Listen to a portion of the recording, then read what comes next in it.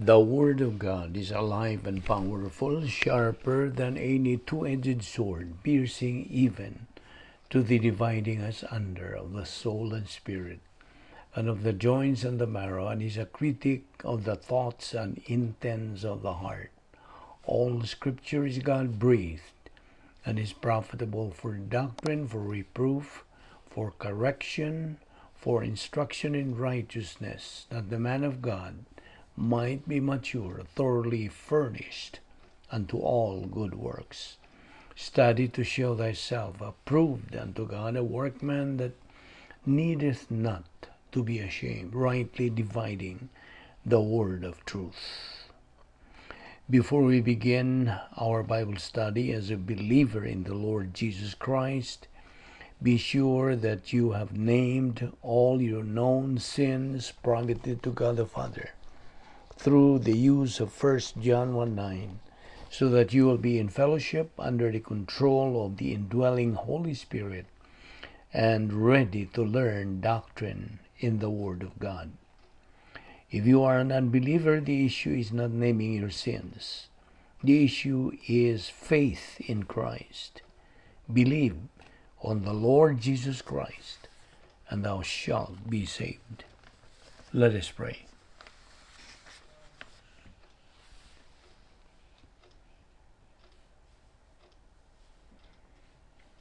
We consider it a privilege, Heavenly Father, to have this opportunity of fellowshipping with Thee in the Word.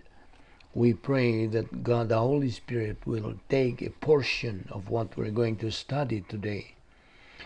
And therefore, may we fulfill that objective of growing in grace and knowledge of the Lord Jesus Christ as we persist in our assimilation of your Word.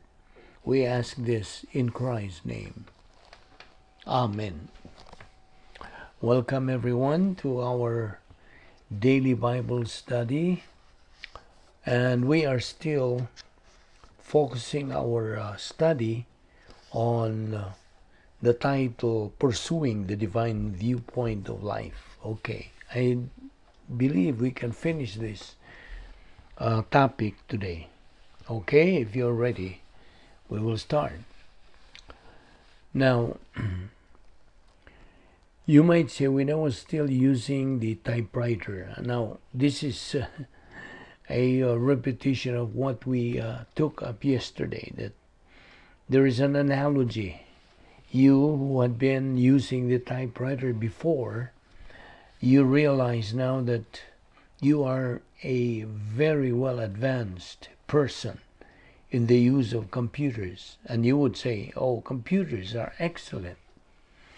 And so you might say, when I was still using the typewriter, I was experiencing a lot of problems. Like when I type something that's wrong, I had the problem erasing it, etc. While in the computer, erasing errors is very, very easy. In other words, I was miserable in the use of typewriter as compared now to the use of computers. Exactly the same in our life.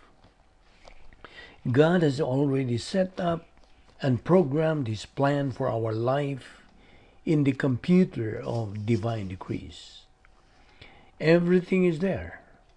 All we have to do is make use of them, like the divine provisions, divine assets, the 10 problem-solving devices, the faith-rest life, rebound technique, spiritual momentum, and all the doctrinal rationales, and many, many more. Remember, God mandates us believers to avail of them in order for us to become winners in life. And you know what I mean. So it is really tragic to see that there are so many believers in our day and age who are, comparatively speaking, still using the typewriter in their life. They desperately miss the mark when it comes to a person's eternal salvation and when it comes to a believer's spiritual life. And so these people who, through their own free will, miss the mark are just casualties in the law of volitional responsibility. No one is to blame except their own selves. They are the losers in life. They are out of line. They are just the product of their decision.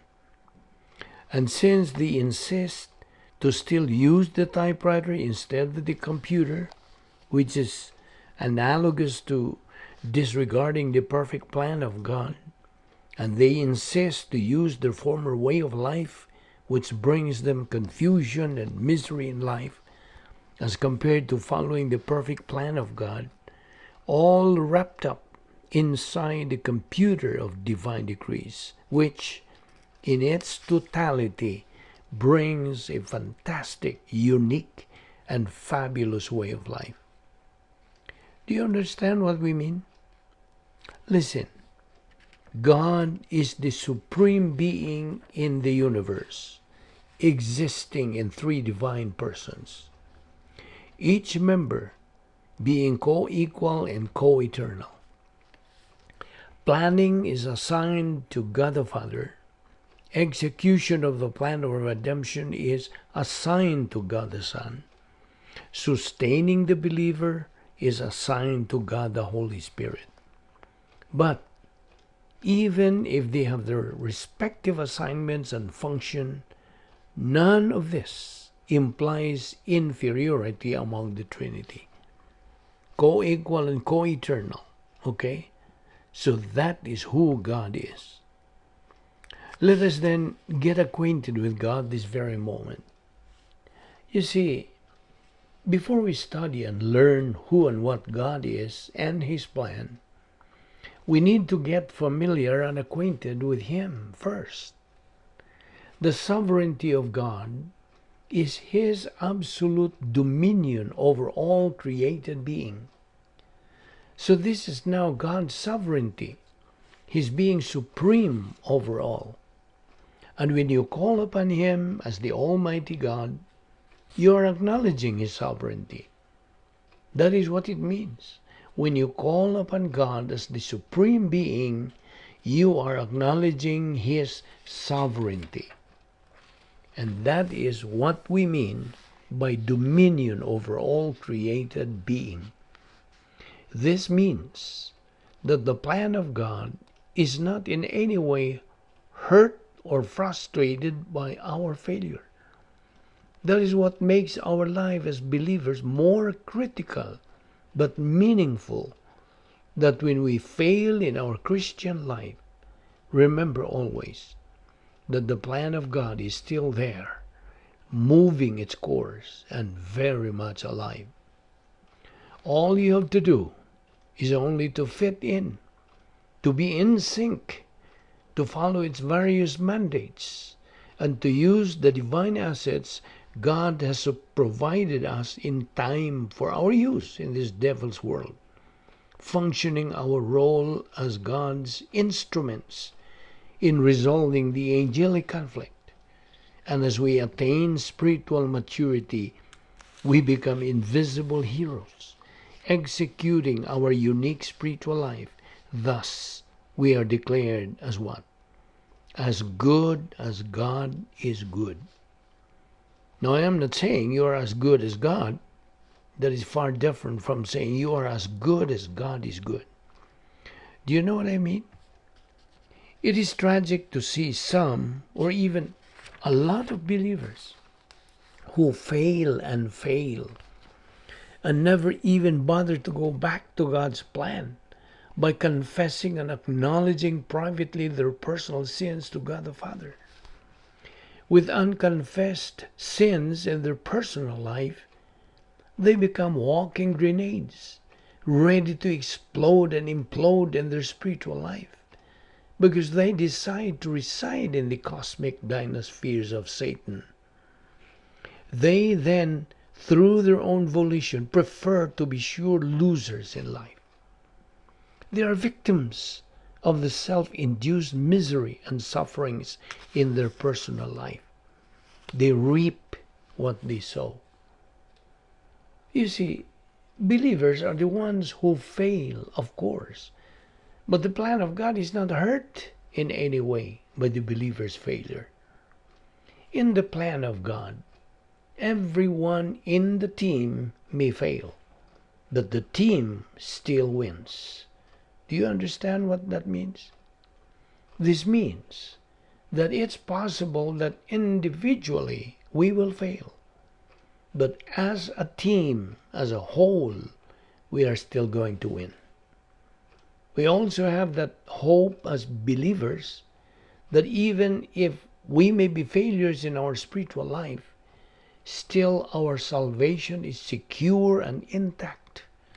We are still saved, despite our being carnal and reversionistic. But of course, our phase 2 life is not what God wills us to be, that of a miserable life. God, wills us believers to live a life pleasing to Him. He wills us to be winners and to enjoy life to the fullest. That is God's will, that we grow in grace and in the knowledge of our Lord and Savior Jesus Christ. 2 Peter 3:18. God does not wish that you, believer, become a loser in life. But as I always say, and I'll say it again, it is a matter of choice. You may either want to be a winner or a loser in life. As the human viewpoint says, you are the captain of your soul. But divine viewpoint vehemently says, you are a product of your own decision. Do you understand what I'm saying? In another note, God is the absolute authority. Both the sovereignty and omniscience of God are the basis for the divine decrees. The plan of God, the will of God, and the divine decrees. The sovereignty or divine authority of God is manifest as Creator having authority over both animals, meaning animate and inanimate creation. He has authority as Redeemer over all categories of believers. He has authority as the source of all blessings. He has the right to impute blessings in both time and eternity. He has the right to execute His plan and to utilize those who are in the momentum of His plan. However, He has the right to punish those who fail in the plan. Is that clear enough? And yet, we sometimes treat God as if He is somewhere in the sky, that if I hide under my bed, He won't see me. You have to be careful with that. You see, sometimes we think that God is like that. God's authority extends to both possible, actual things. In other words, His sovereignty and omnipotence are the ones that control those occurrences at this very moment, as well as those incidents that had not occurred but were possible to happen. Can you see that? Now we can see that God is in control of everything. So I repeat, God's omnipotence, together with His sovereignty, controls those occurrences that are happening right now, including the incidents that had not happened but were possible to have happened. He still controls them. Understand that. And listen, He has sovereignty over everything. I repeat, He has sovereignty over everything.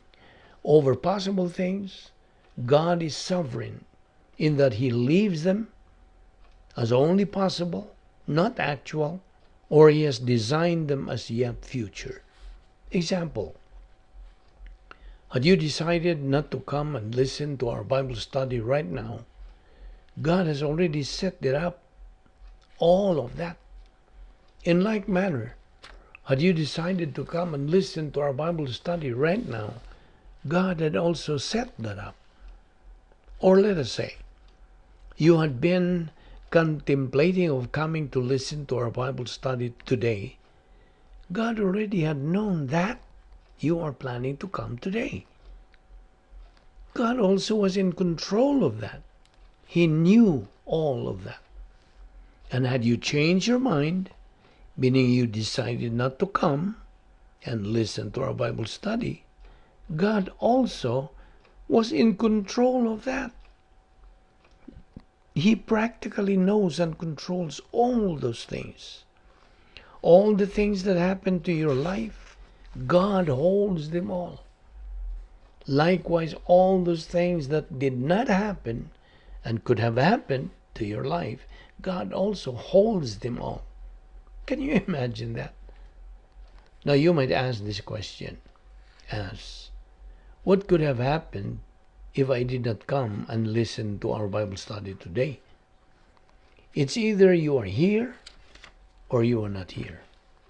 Of course, and you decided not to come here today, then you are not here today, correct?